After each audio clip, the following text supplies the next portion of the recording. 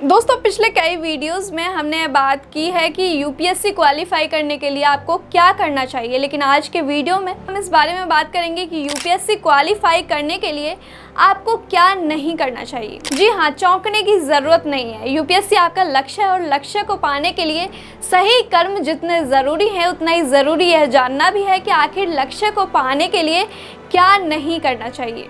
तो आइए जान लेते हैं। Number 1, never lose focus.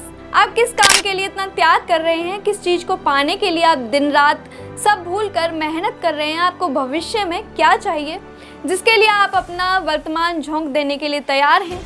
अब इन सब सवालों का जवाब एक ही है और वह है यूपीएससी, और इन सभी सवालों का जवाब आपको कभी नहीं भूलना चाहिए। दोस्तों यूपीएससी की तैयारी कम से कम 2 साल का समय मांगती है और इन 2 सालों के 730 दिनों में एक भी दिन के लिए आपका फोकस अपने एम से भटकना नहीं चाहिए।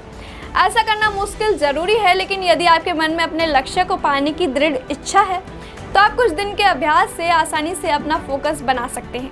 Number 2, not following the syllabus. Syllabus UPSC की परीक्षा का सबसे अहम पार्ट है और अधिकांश लोग इसे ही सीरियसली नहीं लेते, लेकिन यदि आप वाकई यूपीएससी की तैयारी कर रहे हैं और क्वालिफाई करना चाहते हैं तो इसे हर दिन पढ़ने की आदत बनाइए और यदि संभव हो तो इसे घोल कर पी लीजिए। अक्सर देखा गया है कि स्टूडेंट्स किताबें खरीद लाते हैं और उसे खोल कर पढ़ने बैठ जाते हैं, लेकिन किसी भी सब्जेक्ट या टॉपिक को पढ़ने से पहले उसके सिलेबस को बहुत अच्छी तरह से पढ़ना चाहिए।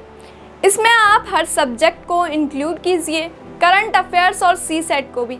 Number 3, good company. A man is known by the company he keeps. यानी आप जैसी संगत में रहते हैं आपकी प्रकृति भी वैसी ही हो जाएगी। यदि आप चोरों के बीच में रहेंगे तो आप सारा दिन सिर्फ चोरी के तरीकों के बारे में ही सुनेंगे और एक दिन उनकी बातों से प्रभावित होकर खुद भी उसी राह पर चल पड़ेंगे। इसी तरह यदि आप ऐसे लोगों के साथ रहेंगे जो दिन भर विज्ञान की बातें करते हैं और धीरे धीरे आपको भी विज्ञान में इंटरेस्ट आने लगेगा और आप भी विज्ञान पढ़ना चाहेंगे।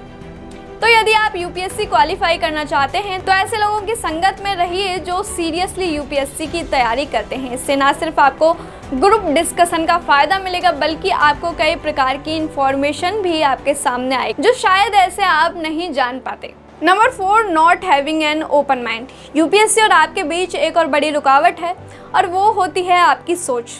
आपको यूपीएससी क्वालिफाई करने के लिए अपनी सोच पर काम करना पड़ेगा। हर इवेंट को एक न्यूट्रल फ्रेम ऑफ माइंड से समझने की कोशिश कीजिए। मेंस में जो सवाल पूछे जाते हैं उसको लेकर कैंडिडेट से यही एक्सपेक्ट किया जाता है कि वे किताबों में छुपी हुई इंफॉर्मेशन की बजाय अपने विचारों को स्पष्ट रूप से प्रेजेंट करें।